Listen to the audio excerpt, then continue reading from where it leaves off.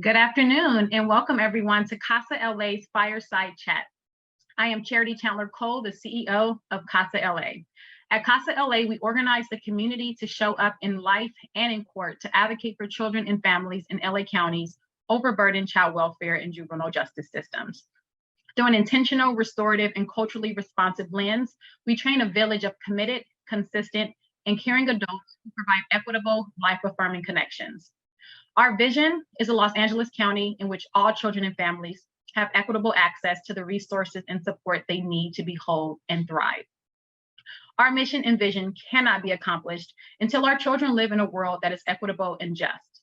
That's why we are committed to doing our part to address racial injustice in the child welfare and juvenile justice systems, and using this platform, our Fireside Chats, to bring communities and various stakeholders together to have real conversations about what's happening in the world of child welfare in LA County, with the hope of building awareness, informing our communities, activating a safe space for all, and strengthening our ability to advocate for our youth. Today, I have the privilege and honor of introducing you to a phenomenal group of people, all of whom are dedicated to transforming the lives of our youth and families in LA County and beyond. First up, we have Dr. Tamara Hunter, who has worked to improve the lives of vulnerable children and families for more than 15 years. She is the executive director of the Los Angeles County Commission for Children and Families, an advisory body to the county boards of supervisors on matters impacting systems involving children, youth, and families. And Dr. Hunter is one of our newest board members here at CASA LA and also leads the Southern California Grantmakers, plus Los Angeles County's Child and Family Wellbeing Funders Collaborative, which brings together philanthropy and the public sector in support of systems level collective impact to advance child and family well-being. Welcome, Tamara. Division Chief Carlos Torres, who manages LA County's Child Welfare Child Protection Hotline. It is the biggest child welfare services call center in the country, each year assessing over 200,000 telephonic and online reports of child abuse, neglect, or exploitation. Carlos has over 28 years of working in the child welfare system as a group home counselor, child social worker, supervisor, and manager. In addition to the Child Protection Hotline, Carlos also manages the Interstate Compact on the Placement of Children and the Special Immigrant Status Unit. Welcome, Carlos. Kawina Cole is a senior program specialist at the Los Angeles County Office of Education in the Foster Youth Services Coordinating Program. Kawina provides capacity building and technical assistance to local education agencies related to the needs of students in the foster care and juvenile justice systems. Welcome, Kawina. Claire Ramirez is a licensed clinical social worker in Southern California with a wide range of experience from working with individuals and families at the U.S. Veteran Affairs Hospital, juvenile corrections facilities, school-based mental health services, and K-12 settings, and private practice. Welcome, Claire. And I will note that Claire and Kawina are in my cohort for our doctoral program on educational leadership for social justice at LMU. And last but certainly not least, my little sister forever, Yanni Bridges, who is a bail disruptor in Los Angeles. The majority of Yanni's childhood was spent residing in facilities governed by the child welfare and juvenile justice systems in LA County. She has since worked in the last decade to organize communities around reforming systems with unjust policies and providing resource linkage to system impacted individuals. Yanni sits on the board of directors for Inside Out Riders and is an advisory board member for Better Youth and Creative Acts. She is a founding member of the Anti-Recidivism Coalition, and she co-founded Creative Futures Collective, a social enterprise that supports small businesses and large corporations with talent acquisition and retention through the lens of diversity, equity, and inclusion. And the list of her impact goes on.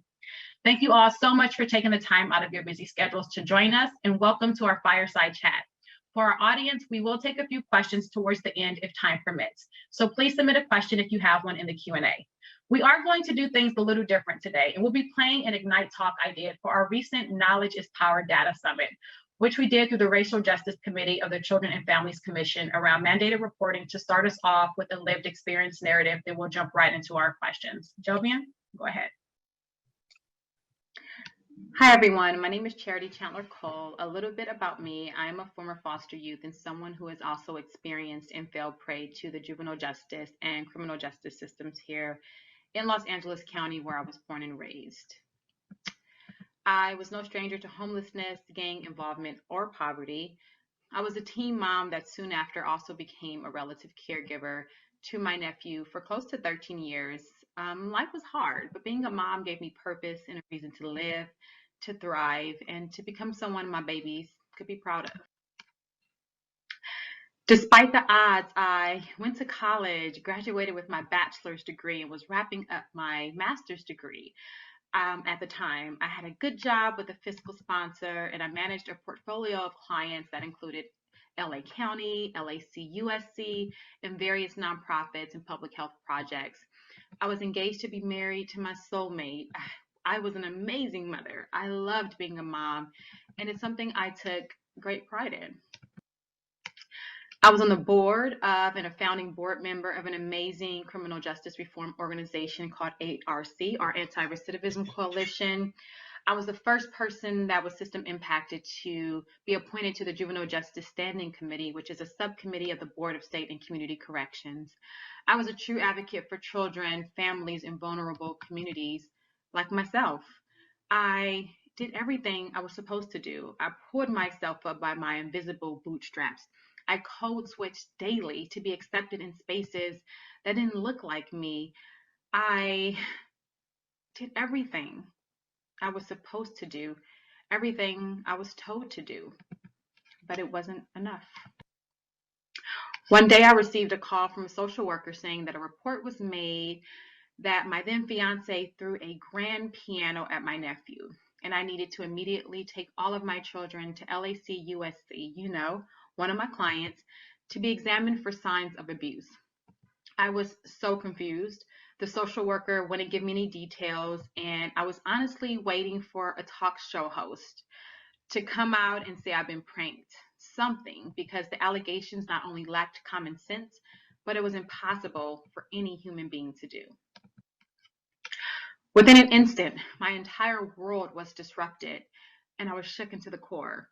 Within an instant, who I was, what I accomplished, what I became, the love that was constantly on display for our children was overshadowed by a policy that insisted that I be seen first as the scary, threatening, neglectful, abusing, and criminal Black mother and Black parents that society has deemed us to be, and that our children were in need of saving. They were in need of a hero. My children were peppered with questions that alluded to their parents being people that caused them harm. They were so confused why their no response was never good enough, and they had to repeatedly answer the same questions to where they even doubted if they were given the right answers.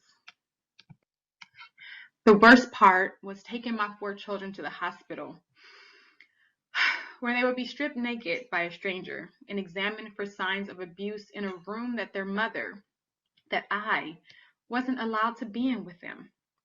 I was denied the opportunity to do what I had always done during those scary doctor visits. I wasn't allowed to comfort them, tell them it was going to be okay, and that they didn't need to worry because I was right there. I had to, for the first time ever, wait on the other side of a closed door while my children were violated in a cold room by a stranger that looked at me and treated me as if I was a criminal. I was broken in that moment. I felt powerless, humiliated, afraid, vulnerable. I had to keep a straight face, play along, and not show any emotion because I knew my anger or pain would not be justified, because it was unacceptable to display any sign of emotion that wasn't in support of their actions, and my children could be taken from me for that alone. I knew I had to thank them for their service and for going the extra mile to ensure that my children were not being abused by parents that had super strength powers that enabled them to throw grand pianos and move mountains. I couldn't resist the urge after to go to the school and demand why they reported us. Why wouldn't they just call me and ask if everything was okay? Why didn't they ask my nephew any additional questions or use common sense? I mean, they knew me. I volunteered in their classrooms. I showed up for every event. I never missed a parent conference. I emailed them often whenever there was an issue or concern about my children. I was in the PTA, booster club, you name it. They knew me. they had access to me. I was told by both the principal and the teacher, sorry, we're just doing our job. And while they slept comfortably that night, my life was in shambles. The stress of the situation caused tension in my relationship. My fiance, after all, was accused of harming a child that we loved and took in to prevent him from experiencing a system that had hurt me. He was actively taking the bar exam to be an attorney, and anything against his character could have denied him the career he had been dreaming of and working hard for all of his life. My nephew was extremely sad because of how hurt he saw that I was, and I had to convince him that it wasn't his fault. I was so humiliated that I could not bring myself to continue working with LAC-USC and asked my job to have them removed from my portfolio. And I would, a few months down the line, leave that job altogether.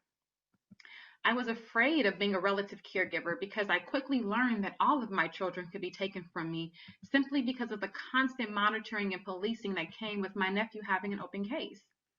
I even questioned what kind of advocate I was. I couldn't even protect myself, and I never felt so powerless and defeated in all of my life.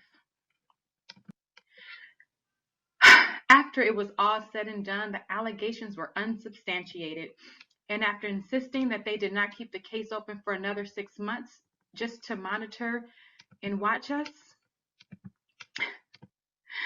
I was expected and told to just ignore what happened, get over it, and just continue life as it was before, as if the trauma we experienced and the fear we now lived in would just magically go away. Because of that experience and the horrific experiences I had while in the system myself, it was impossible for me to be complacent and live and exist in a world that harms and punishes families this way. Our current child welfare laws and policies were birthed out of and are deeply rooted in the hatred and disdain of Black, Native American, and immigrant people. Now is the time to reckon with this truth and do something about it. Thank you. Okay, I try not to get emotional every time I watch that, but I just can't. It's, to this day, you can see it's still traumatic having to relive that. And I want to kind of just start getting into our discussion. You know, what are your thoughts, your feelings, and understanding just of mandated reporting in general? And also, you know, my issue isn't with the individuals. Oftentimes we place a lot of blame on the individuals, whether it's police officers, social workers, people that are put in places to act out and implement these policies. But it's really the laws and policies that really shape how we do business, how our child welfare systems exist. And I want to kind of just get your thoughts, because it varies from person to person, from industry to industry, on what mandated reporting is, and just kind of, you know, gauge your understanding on mandated reporting and what you feel about it. And if some could answer the question, one or two people can, all, whatever, but what are your thoughts when you hear mandated reporting? I'm gonna begin.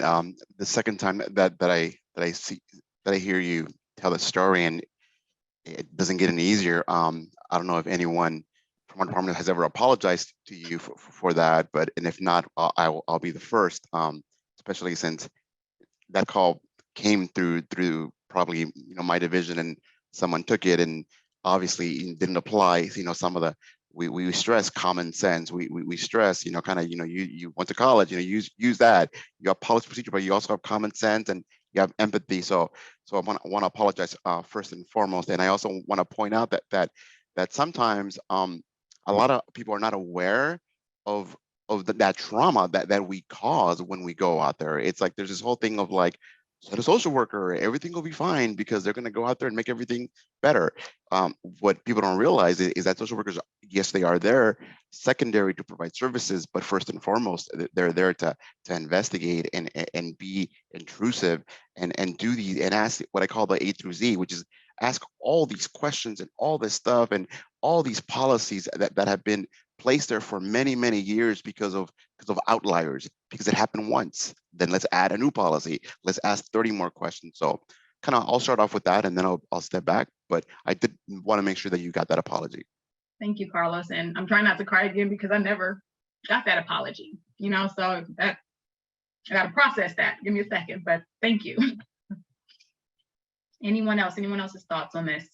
Yeah, I'm happy to share. And first, Charity, I want to thank you for your courage to tell that story during the summit via an Ignite talk, and also your courage to use this platform to elevate the discussion and discourse about mandated reporting.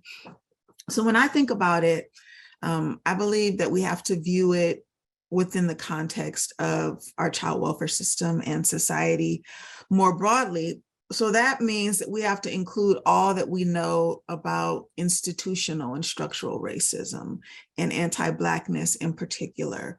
We have to factor in everything that we know about the criminalization of poverty, as well as all that we know about the ways in which the foster care system in particular is a source of active harm for children. So when I consider mandated reporting, both as a policy response and as an ideology within that context that I just laid out, the only conclusion that I can reach is that at best, mandated reporting is a deeply, deeply flawed, misguided, and harmful approach to ensuring that children are safe on one end of the spectrum. And then at the other end, at worst, it's a tool of systemic oppression. So it's somewhere along those lines.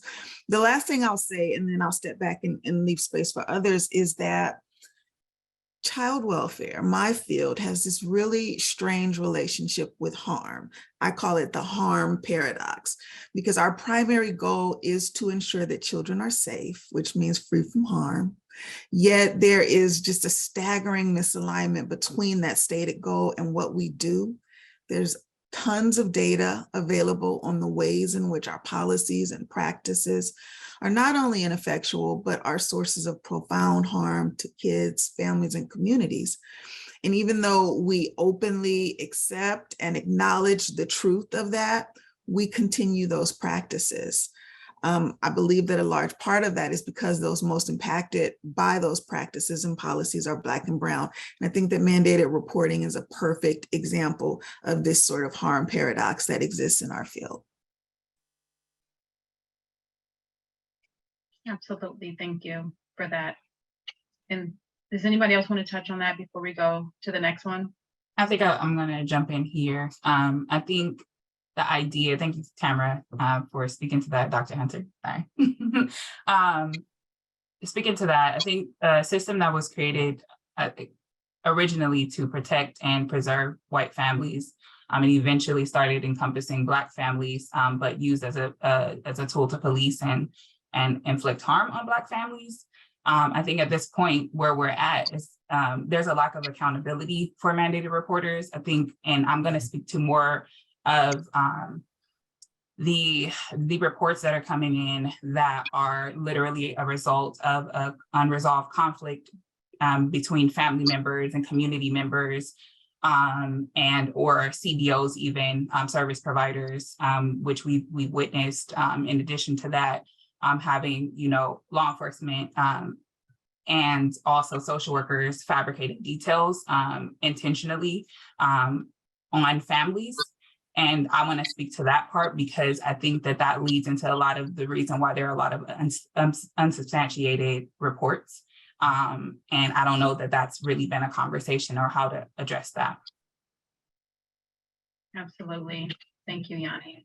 And I think it's important even, to uplift, in Dr. Hunter, you were getting on this on kind of like, why were these policies even created? When we have a child welfare system whose goal is to protect children, and being able to really understand and foresee the harm of these systems, but it's impossible to even expect a system to think like that when it's rooted at the end of the day in racism and in bias. And, when we were fighting for civil rights, in the 1960s, we ended up getting, we were fighting for employment, we were fighting for jobs, we were fighting for all of these things and to be included, in these services, because Black children, specifically Native American children, immigrant children, we were not acknowledged in the child welfare system. We were denied the opportunity to even be a part of the child welfare system. But when a lot of these welfare laws were enacted and there was a benefit, a state incentive and a benefit to policing children and families, that's when we were able to come into the picture. But with it came a total kind of restructuring of what that support look like. It came in the form of policing and reporting, and it's tied to social services that we know, there's a big disproportionality, as we see it now in the child welfare system, because Black, Mexican, Hispanic, Latino, Latina, immigrant, undocumented, underserved poor communities are the ones that are going to be the ones that are most likely to take advantage of these services. But what that does is put us in the line of fire for mandated reporting. And so when we look at these policies and how that mandating reporting even exists, we have to really understand the impetus behind why these policies were necessary. And you mentioned, Carlos, that sometimes it's just one thing that happens that creates these policies, even with with CAPTA. What was that one thing that really allowed for this now influx of Black children specifically to be disproportionately represented in the system? And I want to uplift a question that I saw in the chat, because this ties to Kalina and Claire. Let me scroll back up, because it's just so important. And Michael said the way schools are trained about being a mandated reporter is really forcing a culture of fears in our schools. And so, yes, we have this law, this policy that exists about mandated reporting that has very vague definitions when it comes to neglect, when it comes to abuse. Oftentimes the two are used interchangeably, and often neglect is conflated with poverty. And so you really aren't able to really focus on bias, focus on racism. Poverty isn't uplifted in this report. It's just, if you see something, say something. You suspect something, do it. You don't have to, it doesn't have to be factual. You just have to have a feeling, have a thought that something is occurring. And you just need to report it and leave it to us. We're going to, as the professionals in this field, do the assessments, do the research, and there's an assumption. And Claire and Karina, I want you to kind of plug in here that if I just do my part, if I just report, that everything's going to be okay, coupled with the fear that exists of this is what happens if you don't report, but also the if you get it wrong, it's okay, you have immunity. But then after you speak, I want Carlos to kind of come in and talk about how having all of these reports coming in without the specifics, without the additional information, without those critical questions and follow-up being asked, how that impacts the work that you do.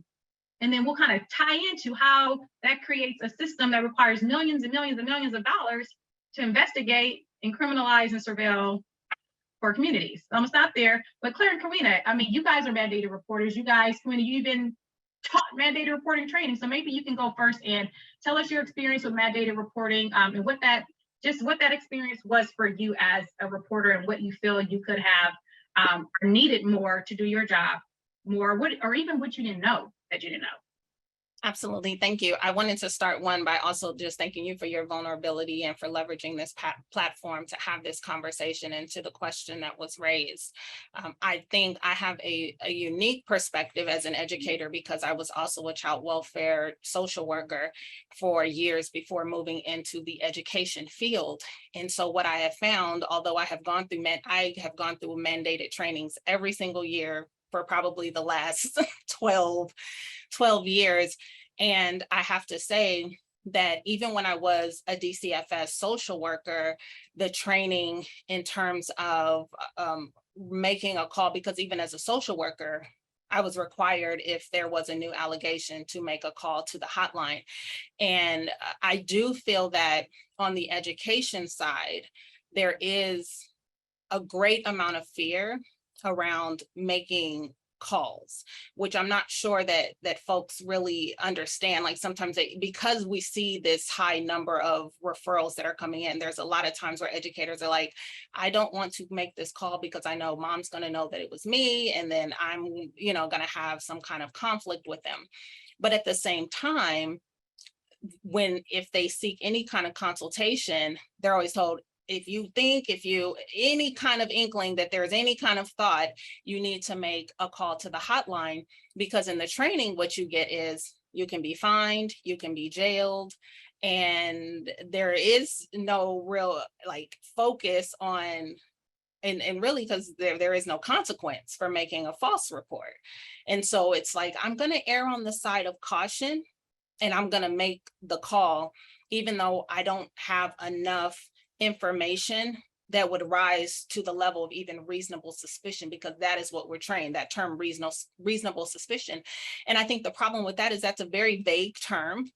And when you're looking at reasonable suspicion, we have to take into account implicit bias, these internal working models, the ways we have grown up and we have formed opinions about society and what poverty looks like. And if poverty is neglect, because if you don't have resources, you're neglecting your children, versus looking at it as, you know, we have community-based organizations that can provide support and resources, and maybe I should connect a family, and that would eliminate the concern that wasn't abuse or neglect to begin with. So I do think that there are a myriad of issues that are layered in education, but starting with that, the laws that create a fear around, if I don't call, I could be jailed or fined. And then also looking at that implicit bias piece of me. Now I have to decide that I'm going to call in on this family, and then I might be biased and not think that it raises to the level for another family. And I think that's too subjective. Thank you, Kalina. Claire? I was just gonna hop on what Kalina was saying, and you know, I was like, everything that everyone is saying, I'm just like, oh my gosh, yes, yes, yes. Like I'm putting all of these buckets of knowledge, and I agree with everyone. And I'm coming from a little bit of a unique perspective, only because like I am a licensed clinical social worker, but I do have two different roles. So I have, you know, like my licensed clinical social worker within my school district, and then I have my licensed clinical social worker lens through a private practice. But when I'm thinking of schools, you know, we do have to do our yearly training for, you know, our license. We have to have those 7 hours of the child abuse assessment and reporting. But I really think it's like, how can we as social workers within schools help navigate other mandated reporters to understand how to use our resources better? So like the example that Kalina was giving, like neglect, right? And technically we need reasonable suspicion, but you know, if we are training our staff better to ask follow-up questions. I'm just thinking of, you know, a student, for example, who might come in, you know, maybe unwashed clothes, looking a little bit more disheveled. Just looking at that picture, we might be like, oh yeah, that's a neglect report. I'm going to call it in. But a trauma-informed educator, a trauma-informed school would be responding in a way of like, hey, can the school counselor check in with the student?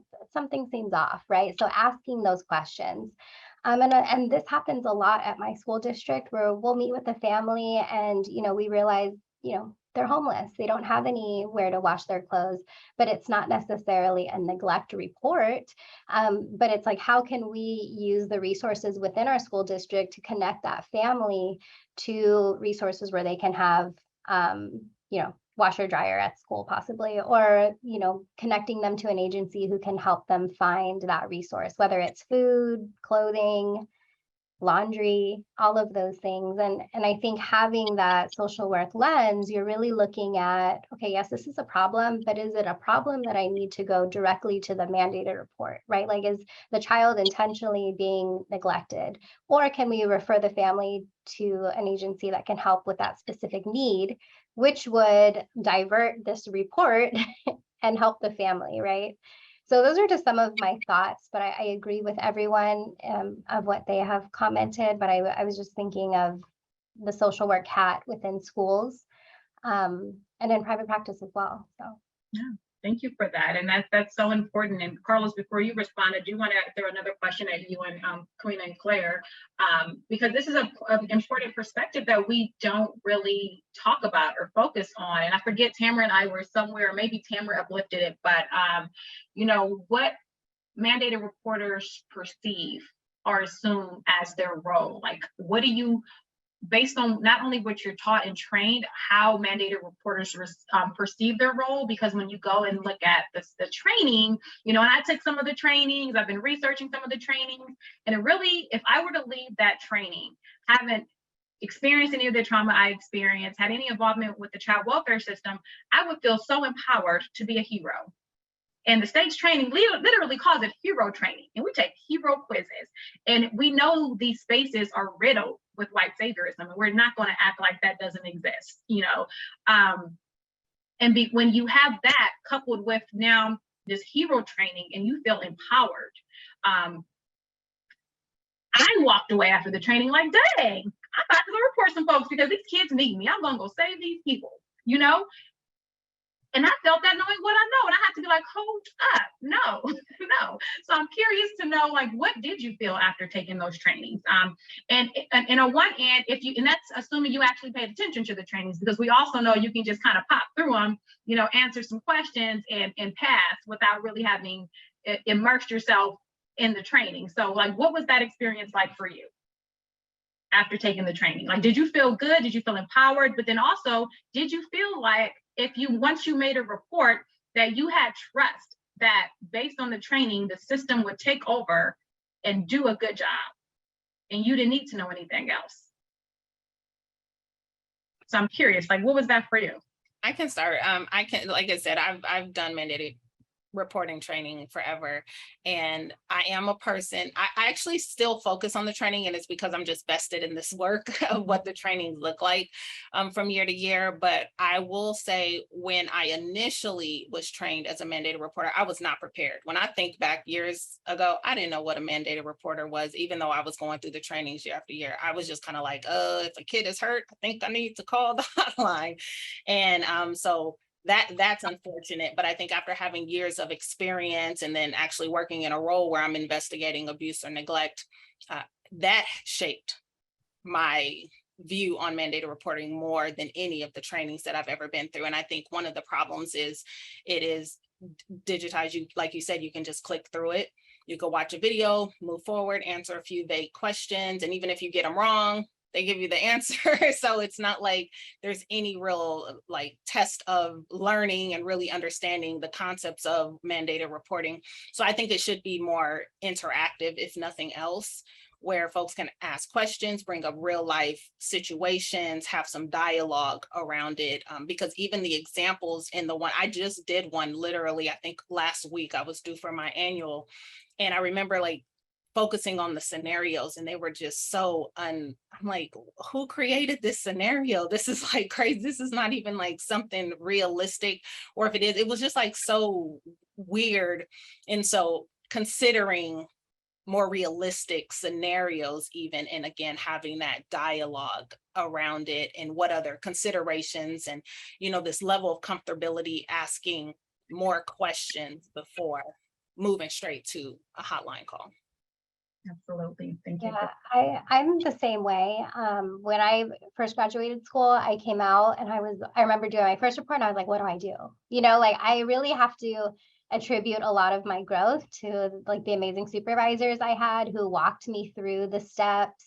And I'm like, okay, yeah, I remember that. But it's not until you really are in that real life call and figuring out what you need to do that it really clicks. I always think, you know, we do an hour. No, it's not even an hour. It's like 45 minutes of training once a year for educators.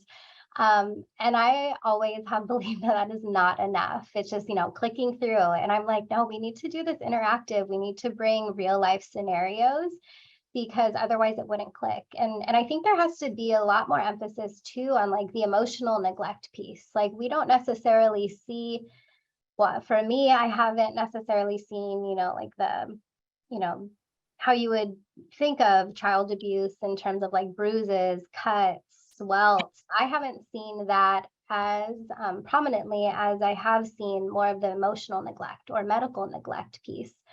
And so I think, if we were to invest and require our staff to have longer trainings, more interactive, and making it meaningful so that people aren't just clicking through the trainings, like everyone just clicks and is done. And I don't think that that information and the role of, hey, as a teacher or as an educator, as a school nurse, this is your role.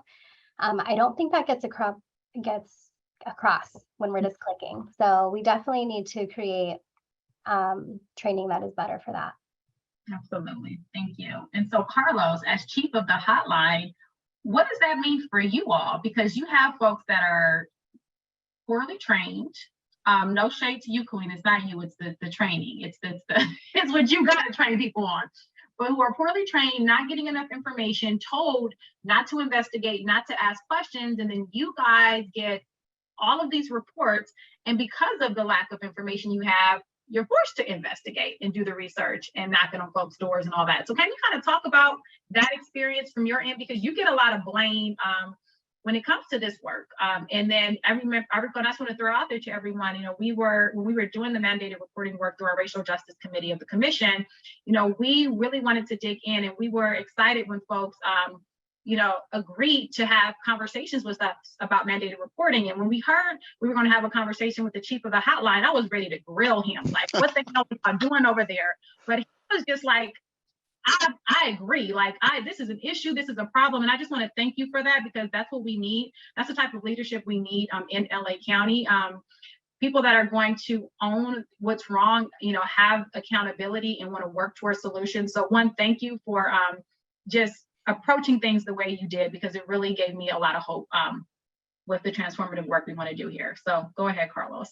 Well, just so you know, Tamara did warn me what to expect, and so I was very well prepared, and I was going to just let the work speak for itself, because there's a lot of pride in some of the work that we've done. I have 28 years in the field, and I've knocked on doors in South LA, and I was told to do things that I did not agree with many years ago. Stuff that I still don't agree with. I have horrible stories that I could tell you of some of the stuff and some of the injustices that we did because of policies and supervisors that told you better to err on the side of caution, right? So as Clara said, yes. It's there. It's like one of the most common phrases that we get is like, well, I don't really agree, but my lieutenant wants me to call it in.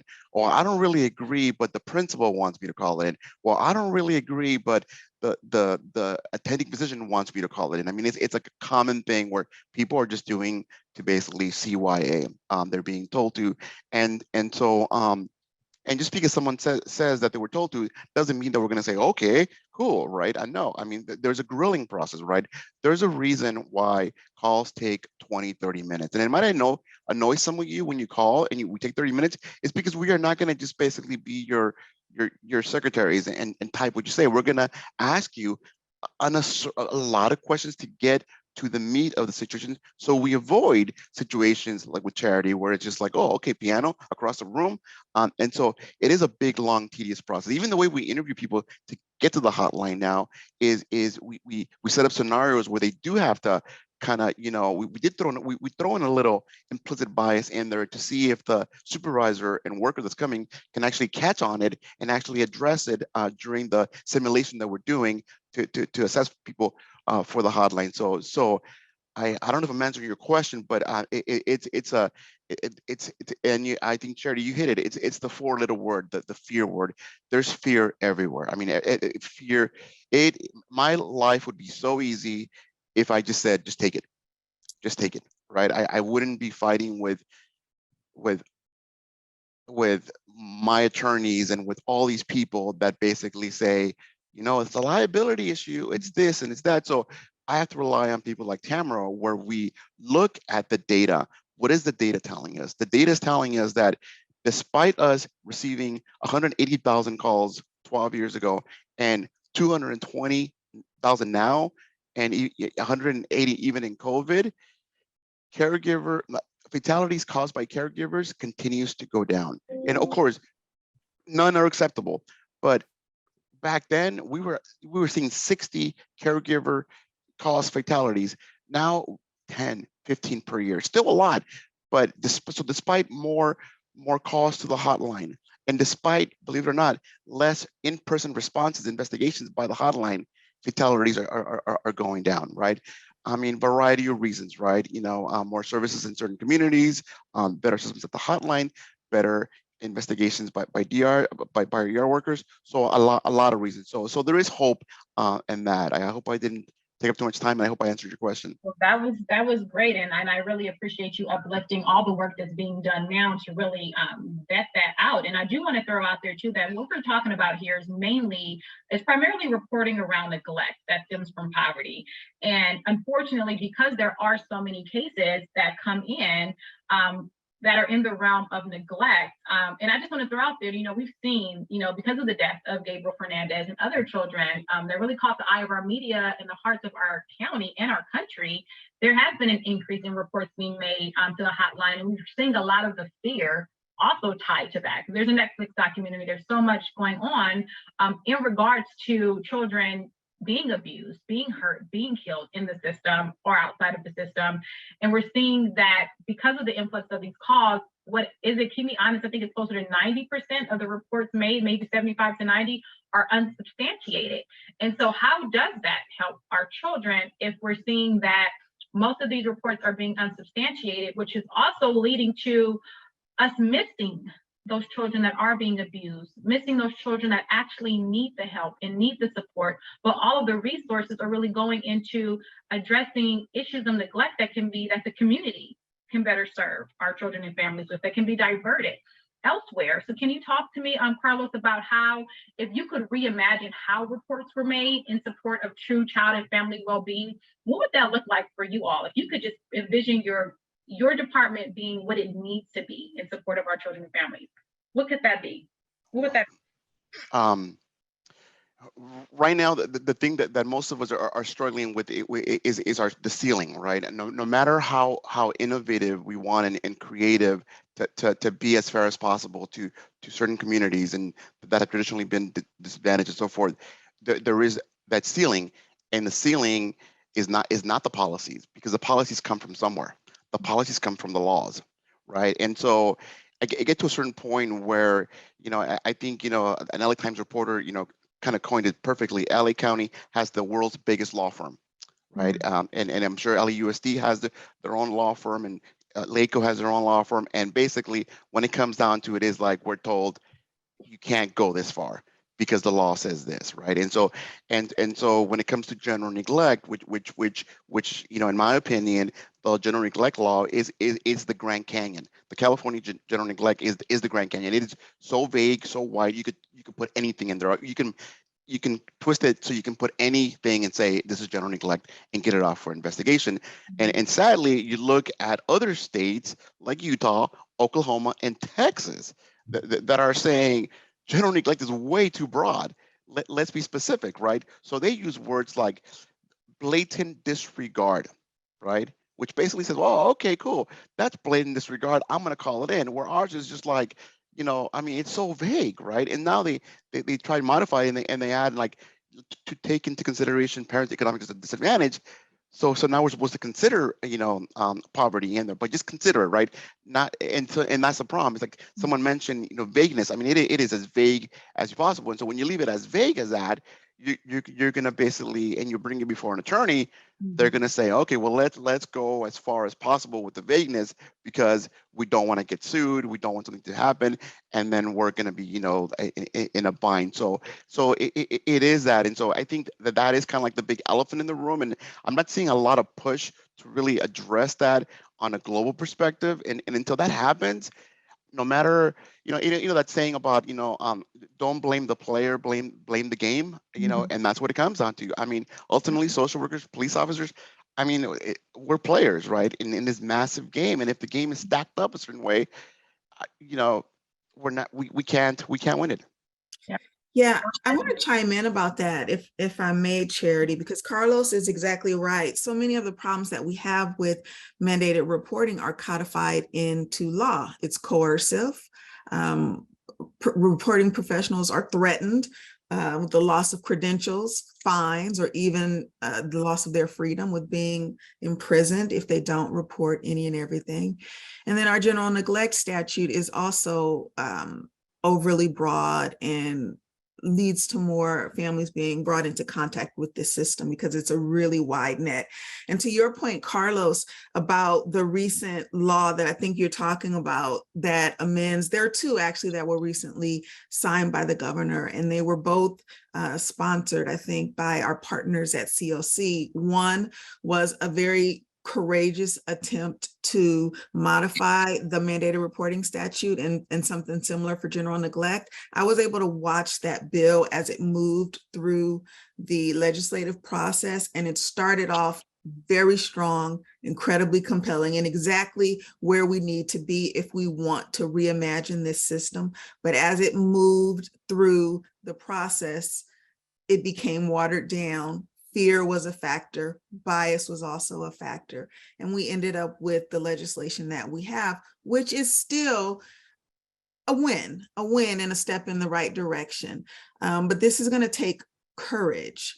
Judge Gray mentioned that at the data summit that we had earlier this year, that moving the needle and changing the system is going to require courage on the part of the people who can move levers. Thank you. And thank you, Luciana, from CLC, was here dropping. I can always count on her to drop those bills in the chat. So thank you, Luciana. And they do phenomenal work. So I appreciate that. I know we have about 12 minutes left, and I want to kind of, there's so many things we could talk about here, but, you know, I'm not one to really follow rules if I don't agree with them. And so, or find ways around them or through them. And so, yes, we have these mandated reporting laws that exist at the federal and the state level. And because they are vague, a lot of the work, is determined upon us as the individuals, as organizations, and even the system, the work CLC and others are doing to really change that policy, to change what that looks like. They're doing the system level work to get those laws and policies changed. But while that's happening, the missed opportunities we're not really focusing on is how we as individuals and within organizations can say, hey, this law is very vague, and yeah, they have training out there that's trash, and I can create my own training, or I can create policies within our organization that really help to define neglect, that really help to hone in on or differentiate neglect from abuse, that really talks about poverty and bias and all of these other factors. We have that power, but we haven't leveraged that power, even on an individual level. How do we check ourselves? How do we question ourselves? Because yes, there's a system, but the system is also a collection of people who are showing up every day to do the work. And we can decide if this is something we choose to do or choose not to do. And so let's really talk about how we can move into being mandated reporters to, I was saying mandated supporters, but I heard community supporter lately, and I'm gonna go with that. So how we can move from being a mandated reporter to a community supporter. And I'll use CASA of Los Angeles as an example. We have volunteers who are required to do the mandated reporter training. And with the new prevention and intervention program we rolled out, we'll have resource navigators and other staff who will be interfacing directly with children who will also be required to take the mandated reporting training. And I don't feel comfortable with my people taking the training in the way in which it exists. Yes, they're taking it, but we've said, you know what, let's create our own training. And so we could look after resources to bring on someone to help us create a mandated reporting training that's, yes, within the guidelines of the law, but also is going to focus on bias, is going to focus on, racism, is going to talk about poverty, is going to give real scenarios that are trauma informed and culturally responsive, and really, help people leverage their power. And so let's talk about what can we individually or with our organizations do to move into a community supportive role. And I'm gonna start with you, Carlos, because I know you guys are doing things already to really divert, cases that don't require open case and don't require that investigation. You took that upon yourself and your team to really, blaze that trail. So can you talk about how you Well, I think I kind of mentioned that, when we didn't have options for families, right? Because we're social workers and we want to help families. So when I started back in '95, there really wasn't much out there to really offer families. And so some calls come in and you're like, oh my God, I want to help this family. So let me create a referral. Not realizing that, or realizing even though there's going to be an investigation which might be traumatic. But I think now that we have partners, and there are many partners, CLC is a huge partner, Office of Child Protection, huge partners, the Commission, huge partners. So we have partners now that are teaming with us to create resources for family, to do prevention. ad hotline. We have every month on we refer 500, 800 families to directly to prevention services when we have assessed and have identified that it does not rise to the level of reasonable suspicion level threshold of abuse and neglect. But we do see a need, then we automatically we can quickly refer the family to prevention. So we do some of that, but it's not enough, right? And so I think right now a lot, and Tamara again and I are involved in some work groups where we are teaming with LACO and DPSS and DMH and the Pritzker Foundation and a lot of other folks to really move it upstream to really and look at who's calling in, and it happens to be the schools. So why are the schools calling in, and how do you then wrap them around so they don't need to call us when it's a service issue, when it's a neglect issue? Of course, if it's physical and if it's sexual abuse and all that stuff, yeah, of course, call it in, please. Speed dial, call me directly, right? But we're talking about the general, like the ones where like, wow, I don't really. On those, we really need to kind of wrap them around so there is no need to the hotline, and the family can be linked even more directly and quickly with appropriate services. Yeah, thank you, Carlos. And I do want to throw out there that, in my personal opinion, DCFS, the system, none of y'all should be doing prevention. Okay, prevention needs to be housed in the community. We have so many amazing community-based organizations that are in the trenches day in and day out that know our communities, that should be servicing them, but they're under-resourced, underfunded. And while Carl was trying to divert folks, there are many folks to divert to that don't have wait lists or have resources. And so we need to do a better job of making sure those funds, whether they're federal funds, state funds, local funds, go to community-based organizations so that we can go in and do the work. Does anyone else want to chime in on ways or identify opportunities where we can play a more supportive role, or what your organizations or you individually are doing to help kind of move the needle from mandated reporting to community supported? Jody, I'm just clarify one thing. And so we identify the family for prevention. We identify them. We don't actually service them. We farm it out. And then, yeah, okay. I got you. She was just clearing the air. For y'all to divert to, they need to be funded so they can then take the torch and provide those services. Absolutely. Yanni. Yes, I think I wanted to jump in. My perspective as a mandated reporter was that, like, as a person with lived experience, I always had an adverse experience with mandated reporting, and felt like a lot of them were invalidated or just they weren't helpful. So I find that when I'm in different settings, and I'm a mother of a child in middle school, and I noticed that her school may operate in a way that will target Black families sometimes, or I may see things in policies, or maybe she'll have a conflict with another student and they'll be targeting that student almost for push out. And so in any space that I'm in, I try to always acknowledge that this is a human that we're talking about. And so it doesn't matter how angry they seem or how frustrated, whatever this is, they're battling. We don't know what they're battling. We don't know what the needs are. And so just building a rapport as an individual, that's my strong suit. Building a rapport with that person to build a relationship, to make sure that if there's anything that I could connect them to, making sure that I do that, even if it's not within a job description, even if it's just community-based. And I think on an individual level, that is a charge that I've taken because I saw how harmful mandated reporting was to my family. And I want to point out something really quickly, because what you said is so important also, because a lot of what after the report is made in the social workers and investigators, and they do their work, there's now trust. And because that information also doesn't go back to the school and what happened, there is trust that is lost. We no longer trust our schools. We no longer trust our teachers. We no longer trust our healthcare professionals. We no longer trust our therapists. The people we should be turning to for services and support, we can't even trust because of these reasons, because of the trauma. I live in fear every day of my children going to school, saying the wrong thing or saying something, because my kids, they be saying crazy things. I'm like, that didn't happen. What are you talking about? But they'll just say little things that are just like something they saw on TV or far-fetched. It could be, a frog hops through the window, just crazy things. And I'm like, you have to be teaching my children to be mindful of what you say, be mindful of how you say it, because people will turn your words and turn them into something else. So always speak the truth, always, make sure you're not joking or kidding, because it can be misconstrued. But then also when I have issues, who do I turn to if I can't trust the school, if I can't trust my healthcare professional? If I have to make sure my kids are suited and booted when I go to the doctors, or they're going to be seen as being neglected, these are real things I think about. We think about when we're accessing services and accessing support. And we have to really think about, what does that do for our community if that trust isn't there?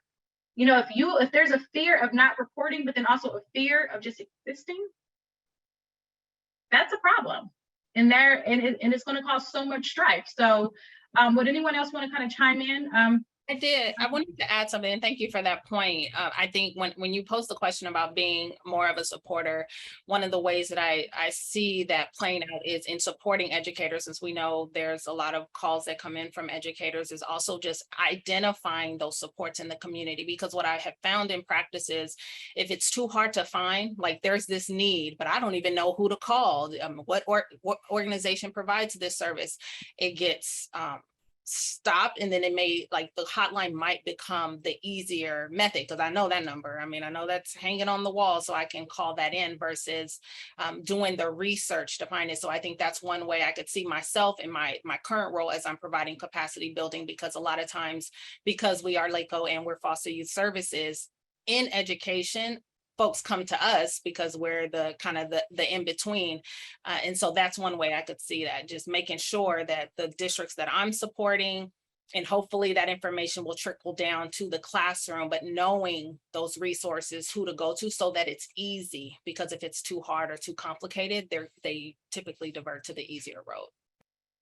Queen, I agree with that wholeheartedly. I believe that the onus is on us as a county to widen the toolbox that reporting professionals have at their disposal, because you're right.